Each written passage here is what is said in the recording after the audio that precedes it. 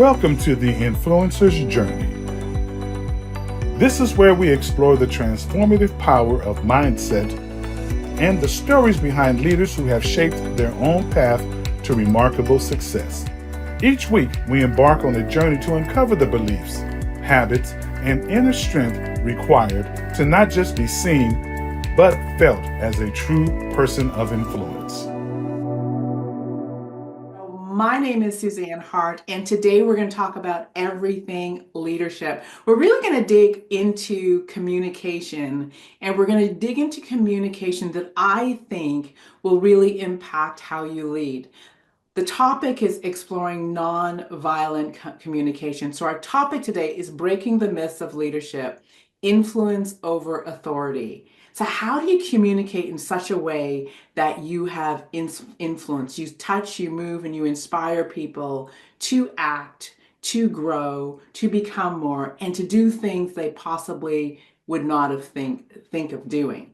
So as I dug into this conversation, I sat down originally with my girl here, and she dropped this term called nonviolent communication, and I was like, nonviolent what? I need to know more. So I'm going to welcome back my friend. She is a leadership coach. She is a athlete. She is a mom of two beautiful boys. She collaborates with her husband, Trevor, and she just has this energy that is just ease, just ease. So please welcome back my friend Dale Allen. Hello, hello, Suzanne. Hello. Hello. Now, you're probably one of my favorite people to sit down with because I think we just get in a groove. We just get into a jam when we talk, and it is just so much fun. I want to start by having you situate everybody in what led you up to this form of leadership. So don't drop what nonviolent communication is, but what brought your leadership journey to this place? Such a beautiful question, as you always ask great ones. What I noticed when I was coaching, whether it was in a one-on-one format, whether I was with, in a team, or if I was having conversations around organizational stuff, culture stuff, I noticed that anytime we're going from where we are to where we want to be, that delta, the change there is all about the unknown. And Suzanne, what I notice is in the unknown, we can get funky, right? We can get frustrated, we can get angry, we can get scared. All of it, I realized, was just fear, is what I would say. But I wanted to look at then if I know that people are coming to me to not stay the same, but to for me to meet them where they're at and then take them somewhere else. Yeah. And I'm then taking them into the unknown. I knew that I needed a way where because I know that funkiness is going to come up, the unknown is going to bring up things about us that we couldn't even know. I wanted a way to support people through that Mhm. before they even got there. I love it. And it's interesting that you would lean into how we communicate because I know how we communicate, whether that be tone, whether that be language, whether that be body language, even pace of communication can impact the environment and affect the state of people. So I'm really intrigued to learn a little bit more about it. How was that journey for you as you said, okay, I'm going to lead people in this way? What was the transformation like for you? Okay. It started with me. Okay. So I started right as it does, I think, Yeah. it certainly was for me. So it actually did come from my own mess. You say you taught me that, right? Your message is in your mess, and it came from that. I was noticing with my own partner, and because we're business partners as well, there were things that I could see in our business where I thought, I know that people are looking for more, but they are only doing the work if I'm there. And I didn't think that was cool. I just thought, whether it's personal training or doing leadership coaching, which of course I'm looking at our consciousness, our mental state. in how we do things and the impact that it has on our behaviors. Is that people are like gung ho, Suzanne, when I'm with them. You know how it goes, right? Yeah. So as long as I was running beside them, in theory or in truth, what would happen was they would do the work, and I noticed that there would be a drop off when I wasn't there, or when we were done the coaching. You'd start to see that people would go back to their same behavior. So I had a curiosity for myself because it brought a frustration for me, and actually a hurt where it was like, oh, we've just spent all this time. How could we look at habits, the way that we form habits, and how can we make that kind of expand in terms of longevity? But for me, my own journey was that I was also noticing that for myself. Here I am trying to communicate things to my business partner and our team, and things that I could already see, but I didn't have the language Mm. that would bring us together, would connect us. Because really, we're going into uncertainty together, which means that we're going into places where I want to duke it out with myself, and then I probably want to duke it out with anyone else who's in there. You know what fear does. Yeah.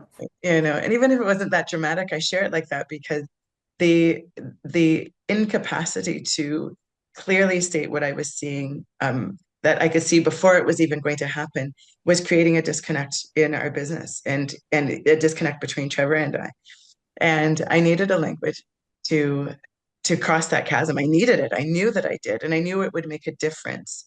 If I had a shared language where it wasn't like me trying to be a boss hole, like trying to take over, that way, or him trying to then boss up, and that's actually how it started. I was searching. This is so good because one of the things that I've learned on my journey is language is everything. And that when we don't have common language, we're not actually speaking the same thing. So you may drop a word in the room, in the space, and I'll have a definition of it, and you'll have a definition of it, and we're talking, but we're actually going like this. And so I think having and creating common language to put people on the same page is so important. I think the other thing is that attention to language is so key because I know we create through language, and depending on what's coming out of my mouth will determine the direction to which I am creating. And I can be creating from a place of good energy and maybe not so good energy. And so I love the whole concept of, well, let's create a common language that moves us through the most difficult times. Oh my goodness, this is going to be fun. This is going to be fun. As always, this is going to be fun. So if you're just joining us, welcome to the Influencer's Journey Show. My name is Suzanne Hart. I am sitting down with Dale Allen, and our topic today is breaking the myths of leadership, influence over authority. And when we're talking about influence over authority, we're talking about the language of influence, if I could say that, Dale, over the language of authority. Ooh, that is powerful. I love it. Pull up a chair, buckle up, get ready because we're going to have a juicy conversation. And if you're listening somewhere where you can comment, light up the comment section, and make sure that you like our page if that's something you can do, so that you can stay in communication with us and see what else we have coming up. So, so first of all, let's start with you defining nonviolent communication. And before you start, I want to say that those words in and of itself is so impactful because who thinks of violent communication? But as soon as you drop that term in the space, I thought, oh yeah, I've had some moments where communication was violent, aggressive, put me off, shut me down. So talk about just that term and how it has impacted your understanding of leadership. Beautiful. I feel grateful to Dr. Marshall Rosenberg, who is the creator, the founder of nonviolent communication, and also Dr. Martin Luther King Jr., Mhm. who is a proponent of a nonviolent approach. How I define it is this. You talked about we first create up here in Mm. our minds, and then it comes out in our words, right? Which then also it comes out in our actions, the way that we behave. It also comes out in how we relate, our relationships, our interactions.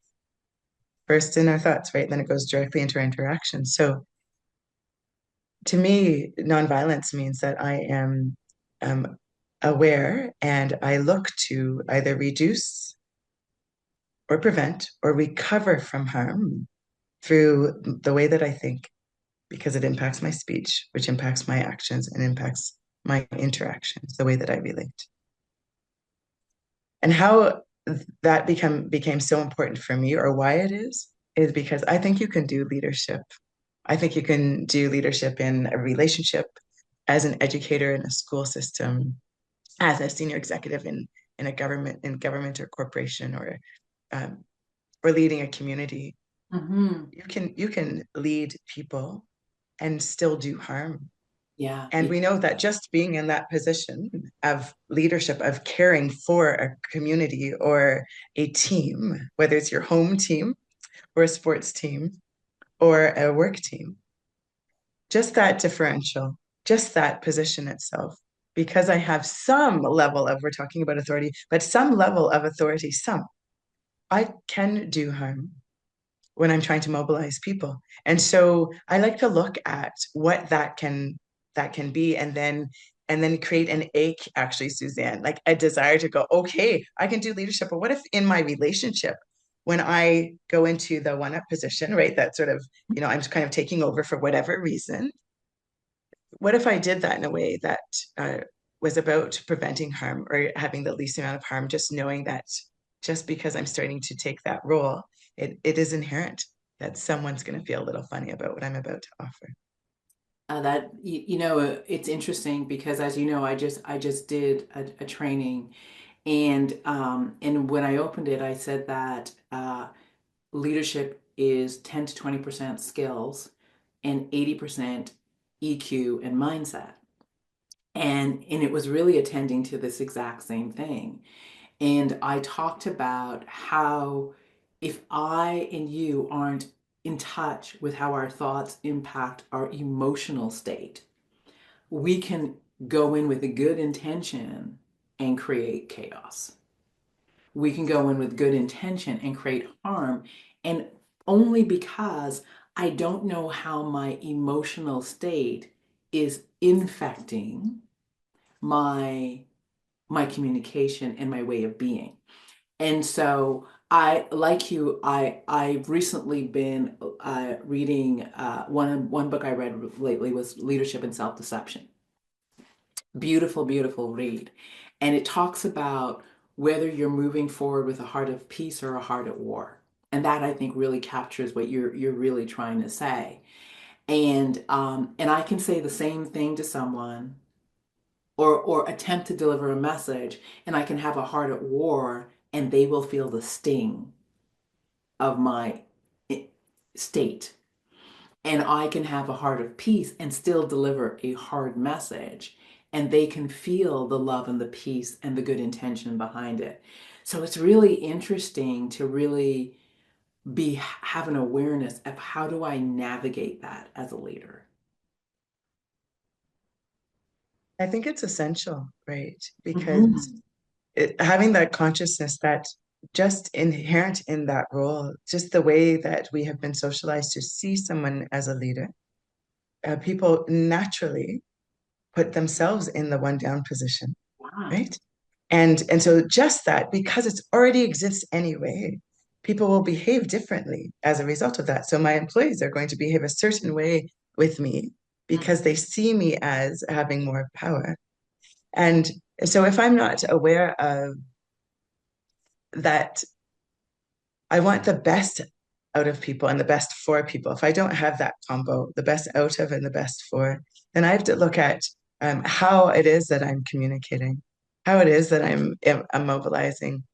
What is my language? What is my energy? Yeah. And especially when things are tough, especially because when things are sunny, when it's a sunny day, everyone's cool. Like you don't have to work on that. And I think what it really asks us to examine for ourselves is, I know that when things are good, my leadership is on point, right? That's easy. Most cases, most times. However, when things get messy, things get difficult, things get challenged, things get stressful, we are in breakdowns, as you said, and we're attempting to create transformation. It's in that messiness that I have to know who I'm being. And not only who I'm being, but what I come to the table with. So I know when I first started my leadership journey many moons ago, one of my supervisors and mentors that I love to death, she said to me, Suzanne, if you don't understand the dynamics of power, you will abuse it. And I was like, oh, it's such a profound statement because as a young new leader, I was like, the dynamics of what power?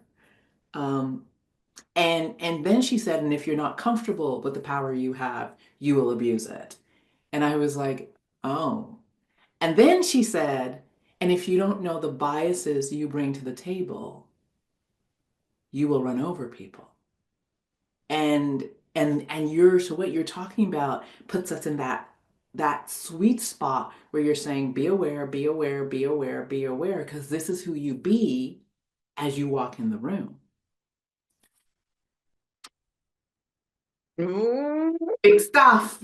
big stuff, Suze. Big stuff. Right where we both love to live. Yes, exactly. And I want to say that to everyone listening because I think that for me, and tell me if this is true for you, when I look at leadership, I think leadership is an ask for continual transformation of Suzanne. I think leadership is an ask of continual, let's hold up the mirror, examine who you're being, and grow and become more. I think that leadership demands that I search for my best self. So, is that where you're sitting as well? Totally. And when you're sharing that, what's arising for me is I often share, Suzanne, that we didn't get hired, like including people who work for me. Hmm. None of us are hired in this world to keep things the same. None Yeah. of us, right? So when I think of it, and the easiest way I can think about that is I look at my children. You know, when a child is born, you're not hired to keep them an infant, right? Like, what if I say hired as a parent? But I'm going to make that joke, right? That's not my role is to help them evolve through their life, right? And so when I'm listening to you, it's like, so I must evolve with them because I go from being a mother Yeah. to now I'm learning about parenting and teaching, right? It's really phenomenal. And in work, it's similar to me Yeah. because Absolutely. in some ways there's the nurturing that, a parent would give. And then there's the teaching, right? That like this kind of the wisdom offering, right? And so we will navigate between those places. So I must be different.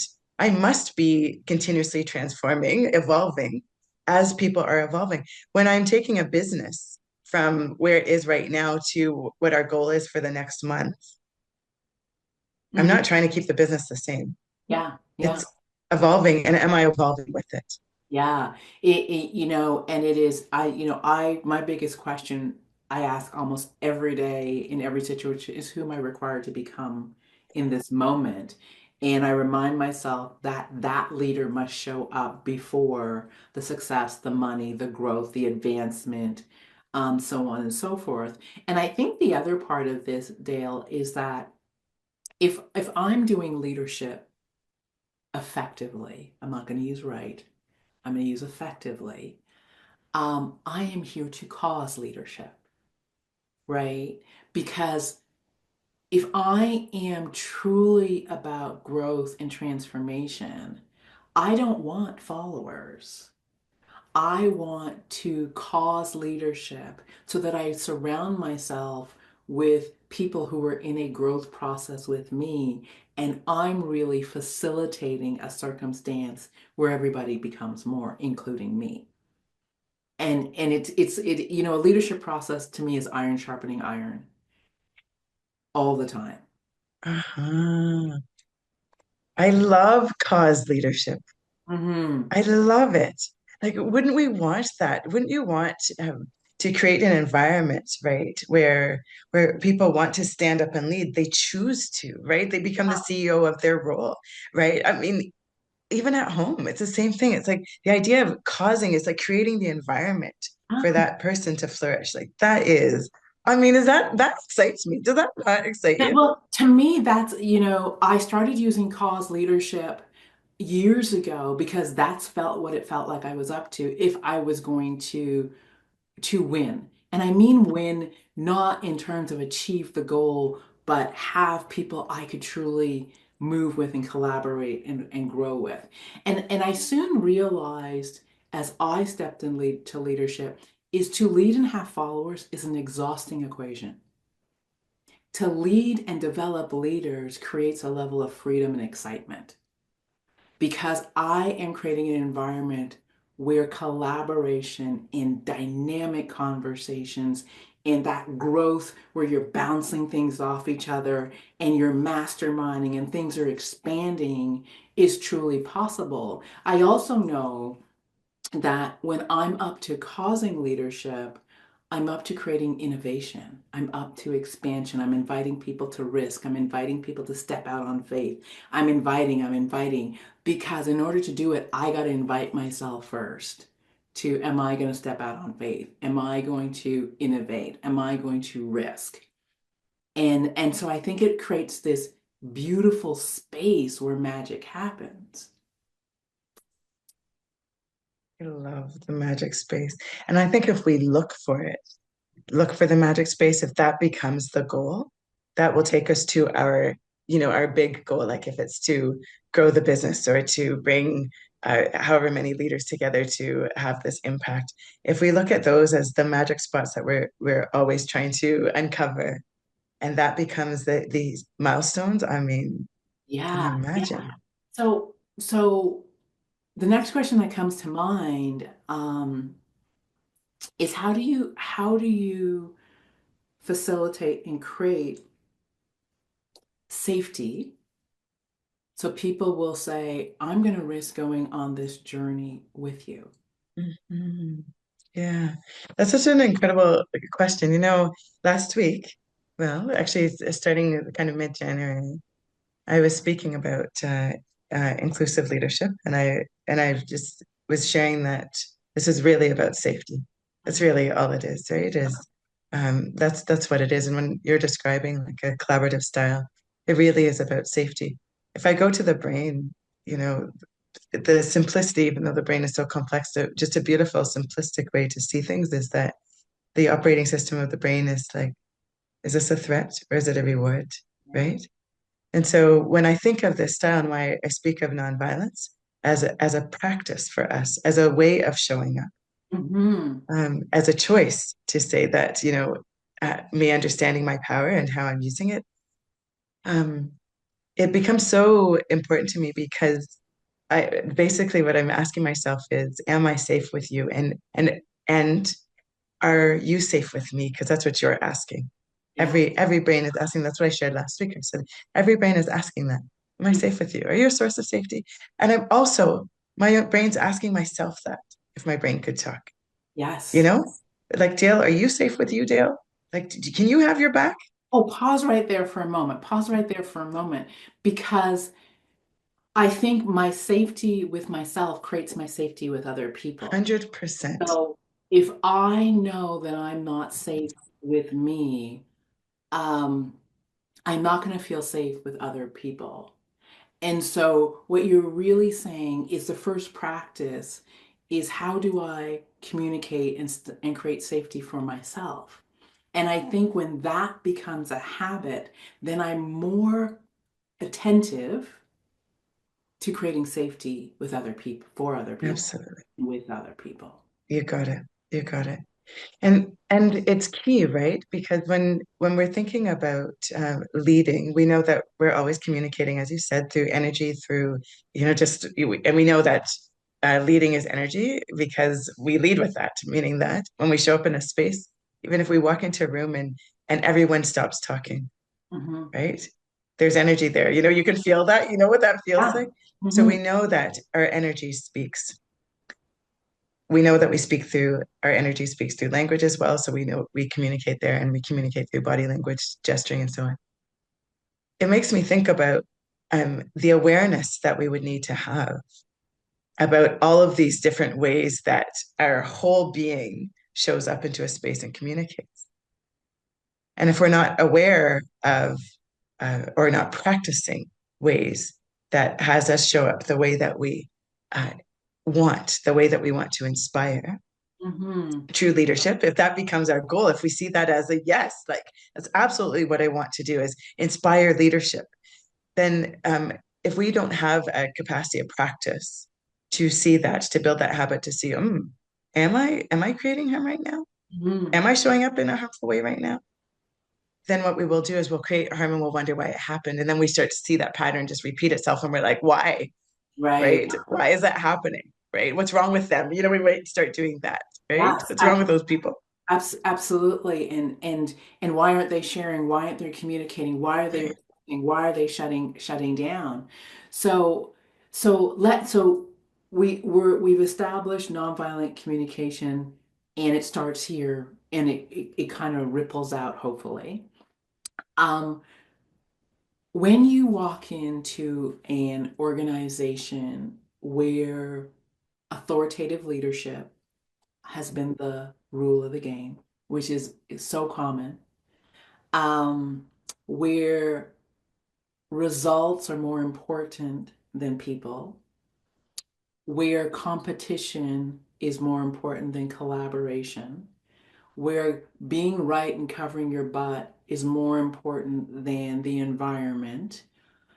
How do you begin to introduce nonviolent communication? Because I'm wondering if the introduction must go top down or if the introduction must be bottom up. How do you introduce it? Oh, that's a good question. It can go either way, top Mhm. down or bottom up. Whoever I'm speaking with, though, I first start with what I call context setting.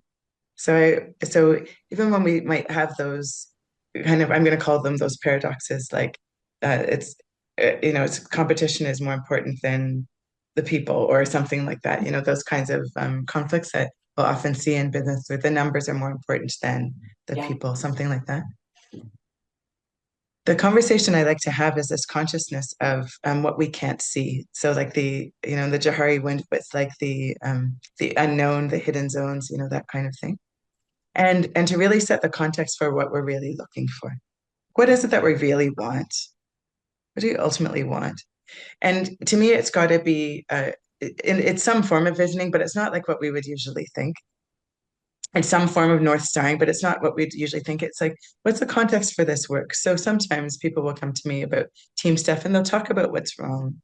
Hmm. And and and I'm looking at what do we want to be more right? Like really, it's like, what do we want to be more right? So I often speak about health Hmm. and talk about the health of an organization. And when we talk about that, then I really look at then what's causing some kind of toxicity or viruses, and I just give it an analogy around health.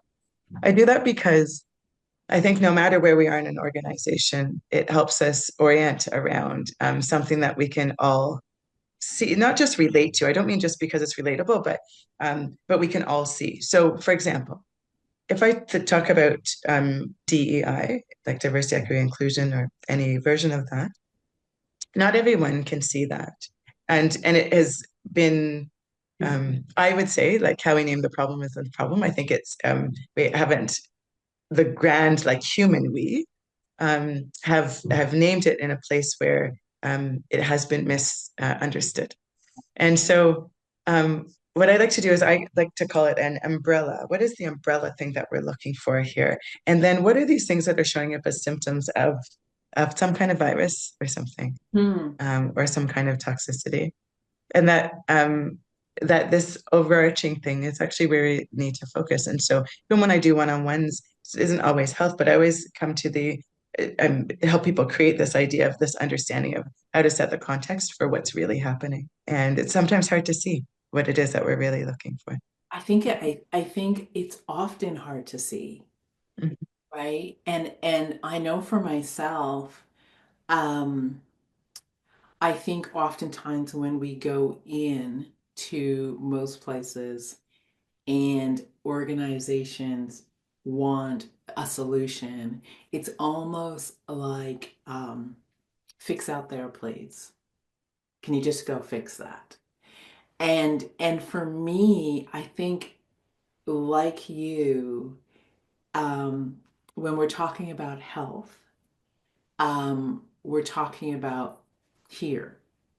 And so one of the conversations I have been really leading is if leadership starts here and not out there, as we go on this journey, are you willing to look here? And not from a place of right, wrong, good, bad, but from a place of, what do I have to be aware of? Um, and in the same way, what do I have to be aware of that's causing my poor health? What do I have to be, and how is my poor health rippling out in this place? And so I'm always really curious as how do you initiate that conversation Mhm.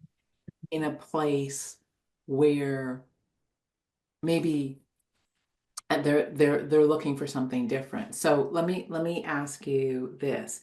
Are there places you go where you know that this conversation isn't going to fly here? Mhm. Yeah, but I stand by it though. Like I really hold a posture around it. So I don't speak of nonviolent communication to begin. Mm-hmm. Not because I'm hiding anything. What I will share is that I really do talk about where we are. Like that. Yeah. That's why they've hired me, is to go from here to another place. So it's just the GPS conversation, right? Where are we starting from? And describe to me what it looks like here. And I often will ask them to describe their organization as though it's a house, and that their employees, their clients, clients will come to visit, Mm-hmm. and what are the different rooms in the house. And I just want to explore, what's it like to be here, what's it Mm-hmm. like as an employee, what's that like, or as a community member, whatever it is. But where do we want to go? And I really um start to look at that. I'm listening for the language that is keeping them here. What are Uh, they saying? uh, I'm listening for that. So it's actually more where it's my operating system. And then eventually, as I work with them more, because of that is where I'm operating from. It's like the Care Bear stare, if you know the Care Bears, right? It's like this big beam from my heart center, where it's like I'm listening for the language that is keeping them there. And I know that if that is a language, of course, as Maxwell, so many people have said this, but we can't use the same thinking. I mean, it's not Maxwell, there's deeper, not deeper, but other folks who have said that before. But it's kind of that idea that the language that has kept us here, right? The same, which is thinking. This thinking, we can't use that same thinking to get to the next place in the GPS. And mm-hmm. so we need a language, we need a way of traveling to that place. So we need a new way of thinking. And so that I haven't had anyone say, "Oh no, that's not right," or whatever. Yes, if I go, the usual way I think is that people say, "I'm looking for something. We've got conflict. We need something. I heard you do NVC, nonviolent communication. Can you do that?" So that is problem symptom. I mean, a symptom that's creating a problem, and can you fix it? And I kind of go, no, no, no. I want to go up above that and say, what's actually like, what is it that you're really wanting? So we're not just bringing in NVC and bringing in the thing that you think needs to be prescribed. I want to go in and let's be the doctors together and actually check out what's happening. What's the root? So Dr. Jen Mullen, I love her work, and she says, "Oh, we're root workers," and that's it. It's like I look at the root stuff. So I'm a root worker in that way, and the teachings actually are to create that kind of capacity within organizations that we they become root workers, right? And so when you have that, you can only be solid because you're working at the roots. You're Uh, feeding the root. Hey, you're the compost, the nourishment goes at the root. The watering, the sun goes to the root. It's so yeah. this is so beautiful because I'm going to take you back to where you started, where we started. And one of the things you talked about was doing the work and then leaving and watching the work fall apart. And I think that's what happens when you come in and you address the symptom. And I think when I talk about causing leadership and facilitating a collaboration, for me, what I'm hearing is I don't necessarily come in as the expert. I come in with a book of knowledge, but transformation is going to happen in partnership because you know your organization, you know where you want to go. I have this book of knowledge. How do we look at what's at cause, the root, and then build in something and create something collaboratively that is going to sustain the change you desire? And I think what I'm hearing you say, and I'm going to check out, is that it's almost like I've got to build trust so I can take you on a journey where you own the change. Yeah, absolutely. Yeah. Suzanne, I shared with this group that I'm working with, and I said to them, I say it all the time now too, is that, you are the tool. So where tools are really sexy and addictive, like, oh, we learned this new thing, we learned NVC, or we learned about the drama triangle, or whatever it is that I might bring. And I've just been doing a bit of like a correction on that, so that we connect on the right thing, where it's really more like NVC to me. Okay, maybe I'll say that for the end. But um, but really that everyone in the room is the tool, right? And and so when you see it as that, it really is about what happens in there that inspires us to do different. And if we aren't inspired to do different, then we will do the same. And Hmm. so I share it that way, like how we are in here. When you talk about transformation, what I'm hearing is we are partners. Yeah, absolutely. So So And, if I'm coming in with my book of knowledge, you bring yours, and let's open it up and go, on page 2, you said this, awesome. Page 3, this is what's happening. Boom. What yeah. are we And creating, and right? I think what I'm also hearing is, and for me, I'm going to put it in the language, and check it out. The language for me is that I'm going to give you a tool, but more important than the tool is who are you being as you use the tool, right? Yeah. Are you aware of who you're being? Am I aware of who I'm being as I use the tool? And I think that is such rewarding work for people because, I think leadership is personal. Um, and it's about my personal expansion and my personal understanding of self and my personal self-reflection. And when I get to that place where I get to self-reflect and look at who I'm being and take ownership of who I be, it can't help but transform how I lead. Exactly. Right. And I just think that's so exciting. That's what I'm saying. I was sharing this the other day, And we right? create a Yeah. safe space so people can just say, let me reflect Let me reflect. on who I am. That's it. And reflection has become a luxury because we don't allow the time for that. Yet we know that reflection changes the brain. If I do something, when you watch, if you're watching um, a video of children who are playing and someone hurts someone and they go and tell the teacher, the one who's hurt goes and tells the teacher, there was always a reflection question, some kind of like, why did you do that to Mm. Johnny or something like that? Right? So you go into reflection. Well, you'll see that in leadership, we get to skip that, which actually isn't great. We've Oh, learned not to learn, not to learn about the impact that we're having on folks. We don't have to do that.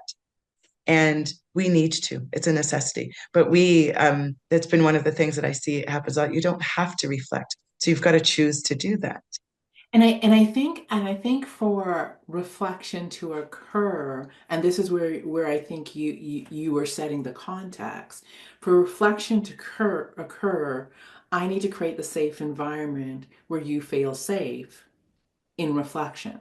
And so, when I train, a lot of times I tell people, so let's move away from good, bad. Let's move away from right, wrong, right? And let's just sit in, I just need to see what's so. What's happening in this moment? Who am I being in this moment? What am I doing in this moment? And just to collect the data, the information, and not mean anything about you, but allow it to provide new information about what's possible for you. Because I think a lot of times where people are afraid to do the reflection is because they're afraid of what the reflection will reveal and what's the consequence and the cost to do the reflection in a place where I make my money and I get evaluated. Can we create environments where reflection is an opportunity to learn, grow, and expand? Absolutely. Absolutely. And if we think of safe leadership, which is what I've been calling this, right? Like safe leadership then to me means that then that has to become the habit of leadership. It has to become the habit of my organization, that those reflection questions are built in. It's how we are. We check in like that. Yeah. And I think also for that to happen, we have to give people permission. So when I was training the other day, I said, okay, so let's just talk real. Leadership is messy. It's messy. It's like messy. You're gonna mess up, you're gonna fail, you're not gonna be nice to people sometimes. And in the middle of that, the real question is, are we willing to look at the mess and learn? Love that. I love that. Because none of us comes to it in perfection. None of us come to it knowing what we are doing half the time. How could we?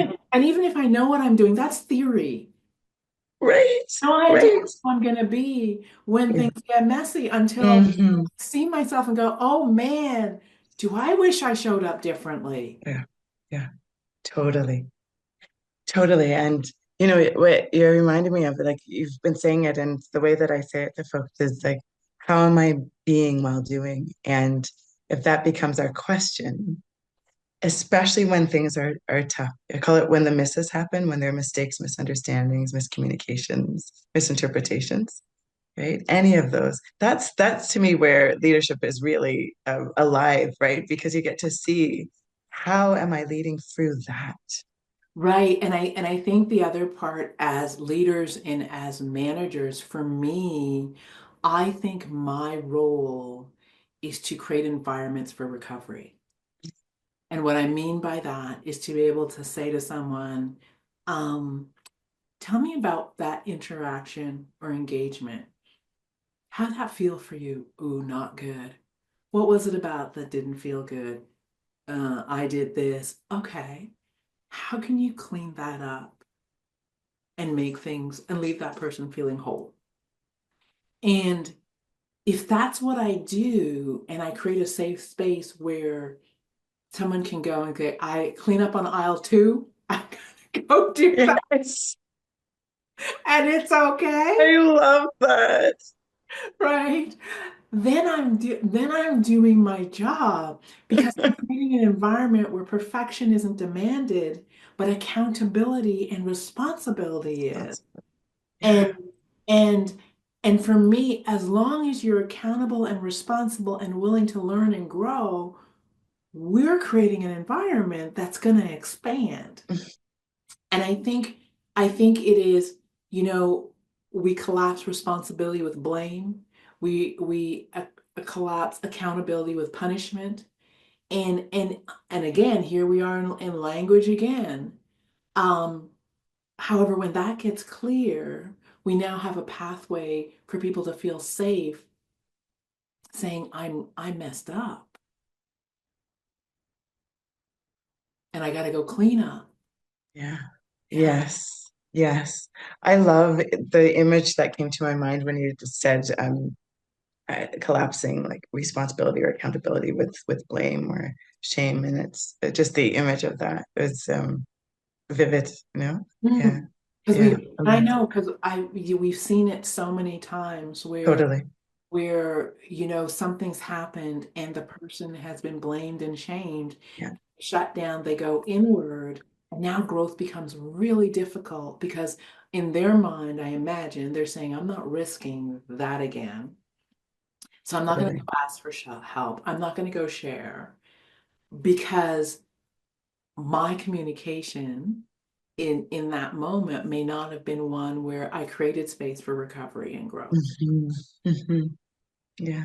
So I want to reimagine leadership for a little bit because a lot of why the influencer's journey exists is for us to reimagine leadership from and less of one of position, power, position, title, and authority, and personal power to personal power. And through my personal power, when I feel empowered, I'm able to influence, not force, but actually influence.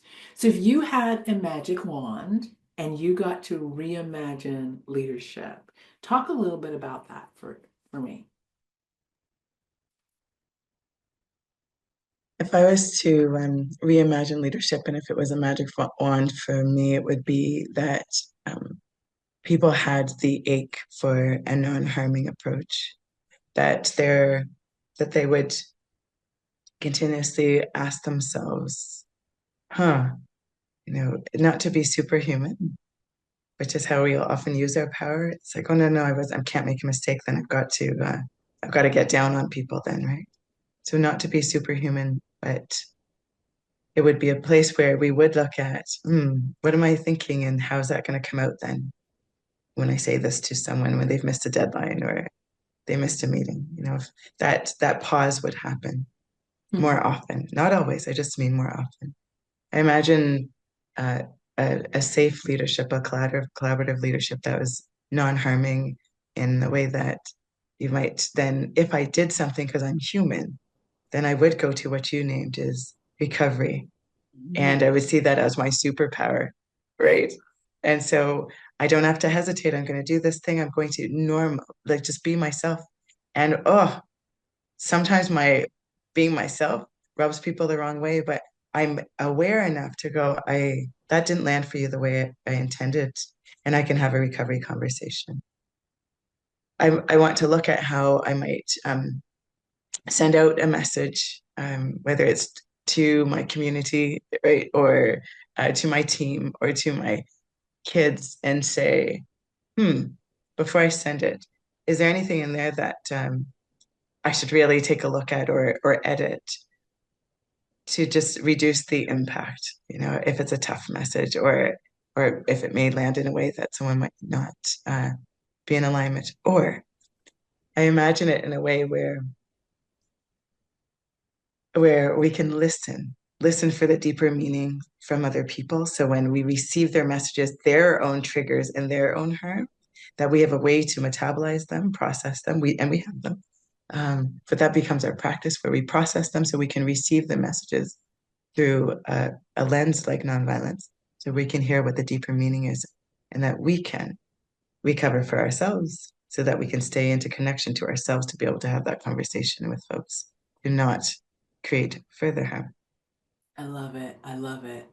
And you know, as you're listening, as I'm listening to you, what keeps popping up is for this to really occur, um, I'm required to see the desire to do good in me, even as I mess up. And more importantly, believe in the desire for someone else to have a need to do good, even as they mess up and are hurtful at times. And to hold that allows for me to hear something that stings, do what you just said, listen to it from a place of, ooh, that stung. But rather than get defensive or angry, to be able to hold and say, but that's not, I don't think that was their intention. Let me go and share how it landed for me and create a space for recovery. And what I love about that is it goes back to like empower, right? So I am not waiting on the other person. Oh, And that becomes so important because I could never know what I might say that might trigger someone. Like the other day I said, some days Trevor or my kids might ask, what's for dinner? And I am like, oh, we're gonna have, roasted potato soup with, bacon crumbles on it or something. And the next day at the same time, 4 o'clock, they ask, and I am like, why are you asking me what's for dinner? You Yeah. just never know what will trigger someone. So you don't have to sign up for that class, right? You can't know all of that. But you could practice the habit of, oh, that stung. I'm aware that that stung for me. I can feel that. How do I want to be in this? What do I need for myself? Hmm. Right? To get back into self connection, so this understanding, so that I can communicate what's happened and I can create this kind of sense of connection, even if we don't boil good soup together, as Jamaicans would say. We don't have to boil good soup, Absolutely, right? absolutely. So I don't have to love them. They don't have to love me. They don't have to like me, but we're working together. And Hmm. so what would we need for that to happen? What's the bridge? And that this is where I find this so powerful. Like Susanna, and I hear people who are so upset and so disappointed in folks and don't want to ever see them again, or want to change jobs, or want to leave their relationships, or whatever it is, and they can get to that place where they're ready to have a quality conversation. It's so powerful. Absolutely. And I think it is that what you're talking about is separating the behavior from the individual. And I think so often we collapse the behavior with the individual, and then it just becomes it becomes something that you can't recover from.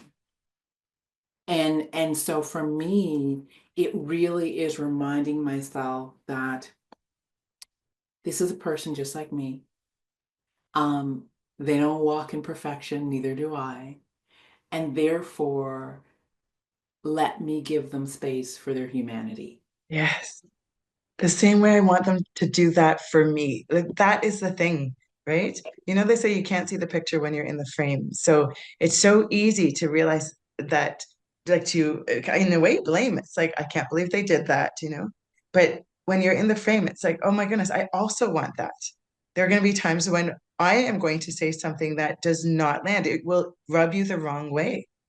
And then And you're going to put me in a box. absolutely, absolutely. And I, when I was training over the weekend, I said your access to that, contrary to popular belief, is to actually acknowledge your own pain, Yes.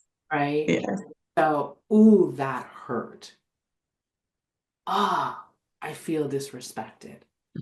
Ah, like it's to acknowledge it and name it for yourself and sit with it and process it. Yes. Then go, okay. So, how do I want to respond now that I'm in touch with how I'm feeling and that how I'm feeling is all mine?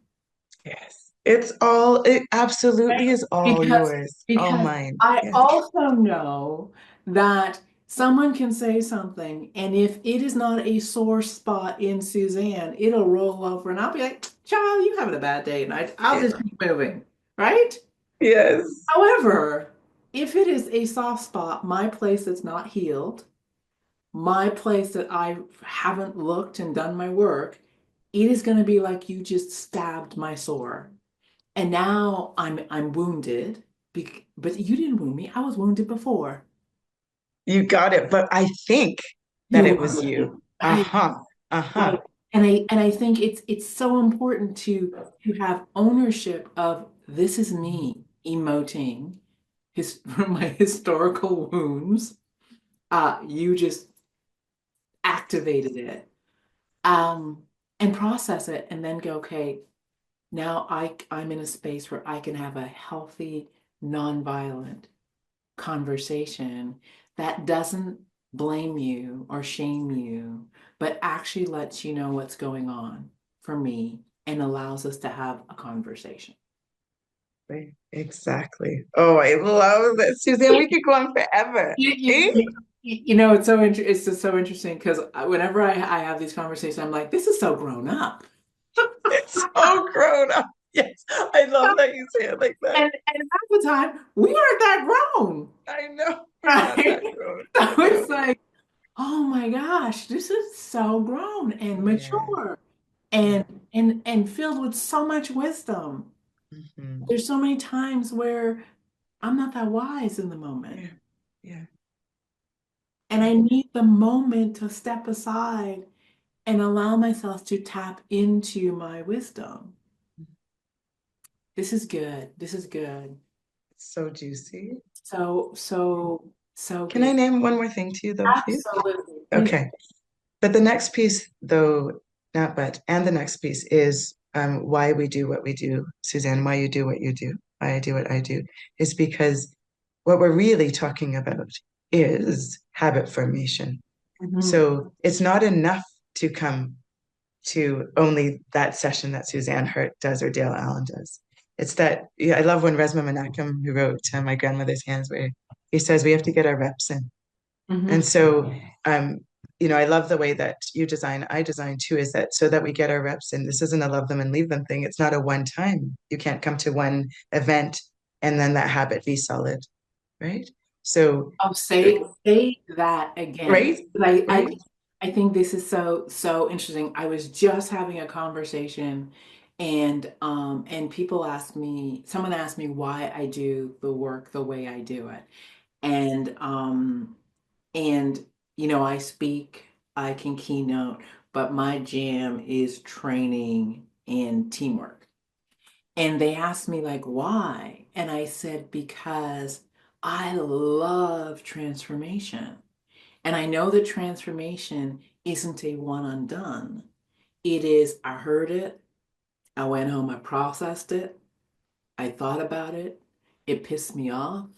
I had to come back and question you. I had to come back and get a little mad at you. yes, Go off and yes, think about it some more. Then I had to go try it out. Then I had to go have my, ooh, that kind of worked. And then I gotta go and I gotta go and I gotta go. And because I know how long it took me to get just to understand and really begin to grasp. One and done is not gonna, it's not even respectful to the person who were, it's like I'm gonna give you something, then I'm gonna go away and say, you good? And they'll be like, no, I am swimming in overwhelm right now. yeah, Please either go away permanently or come back and do something that I can use. And I think that is what it is. It's about transformation, and transformation lives in our habits. it absolutely does. And it becomes critical. So it goes back to our conversation about you are the tool, Yeah. is if I create the environment where I bring the tools and we work them and it allows for the reflection that you said, I can't stand that, or oh my gosh, it revealed this, or oh my gosh, I'm so pissed off at you for helping me see that, I or know. huh, I'm curious now. All of that has such a beautiful texture and it needs to go somewhere and it's in you and you're walking around with it beyond the time that we see you. And so the practice, the reps that you get in then where you're playing with it and you're kneading the dough and you're like pulling it apart and you're seeing what's coming up and what else you can make with it. And you've got like everything together and you say, I don't even know what to do next. Yeah. Beautiful. So you are transforming, right? And you didn't come here, as we said before, is you didn't come here not to evolve. You didn't come here to stay the same. So those like, even though it sounds icky and painful and like, that whole metamorphosis, like, ugh, it Yeah. might feel, ugly or heavy or and light, like all of that. That is the beautiful mess that you talked about, Suzanne, where the learning is in the middle of that. Yeah. So if you don't get your reps in, and then you come back to the next one and say, this is what I noticed for me. Amazing. Same tool, but everyone's going to come with different things that they could notice because you're you, right? And I'm me. And the beautiful thing in that is that when you create those environments, then the room becomes the teacher. Yes. Yes. You get to facilitate a process. Yes. The room becomes the teacher. Every Hmm. single person with their unique experience of that tool and what it brought up for them will share something where someone's like, oh, now I understand what I just saw.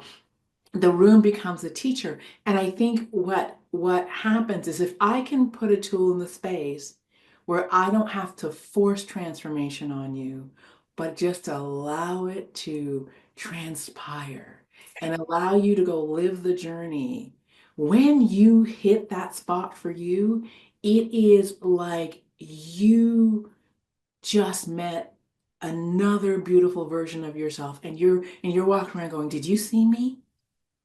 Did you It's see me in that moment? And what it's like. like it is such a beautiful experience. And so for me, it is I do this work because I believe people are brilliant. And I believe that we are here to do and become more, and we are much more powerful than we could ever know. And it's giving people the space to uncover how magnificent they are. Like I'm in, like who doesn't want that, right? Thank you for that. I love the way that you articulated Oh, that. Thank you. So oh, yummy, so juicy. I always just love sitting down and talking to you. So, nonviolent communication, leadership, reimagining leadership, creating spaces for growth and transformation, creating spaces where each and every one of us feels safe. Last words. I think that we are so powerful and we can do such beautiful things together if we choose to do it in a way that doesn't create further harm. Just by that being the lens that we want to live through, like, through our heart and through the eyes that we see. I would like to offer that we look lightly, and we listen lightly. And so it's just this way of when I'm triggered by what someone says that I soften my gaze, and soften the way that I look even internally at them I love and that. soften how I listen. And when Soften. you do that, you'll be able to sift through the noise of your own mind, hey? And you will find the gold that will keep you connected to who you really are. This work to me is really about creating the environment as a leader, creating the environment to have the quality of conversation happen that wouldn't otherwise happen should we operate out of reactivity, a reactive way of leading. The quality of conversation. And so when I think of the environments that I look to create, that's my bigger context is what are the conversations that aren't happening that need to happen to get us to where we need to go? And so how do I become a source of safety for that to happen? And so really all the tools, they're amazing, yes, but they're really there for you to use at any time just to create the quality of conversation and connection to happen that wouldn't otherwise happen. We have been sitting down with Dale Allen, and our conversation has been nonviolent communication. Dale, thank you so much for just who you be and your commitment to show up and show up and show up with a vision of, what leadership is for you. Everyone, this has been the Influencer's Journey. My name is Suzan Hart. Until we meet again, please know you are brilliant. Know you are oh so very special. And we do this work and have these conversations because the world is waiting. Blessings, and we will definitely be talking to you soon. Take care. Thank you all for tuning in to the Influencer's Journey. Join us every week as we continue to explore the stories behind the leaders who inspire us all. Remember, the first person you lead is yourself, and influence is a byproduct of inspired action. Until next time, know you are brilliant, know you are special, and the world is waiting for your unique gift. This is the Influencer's Journey.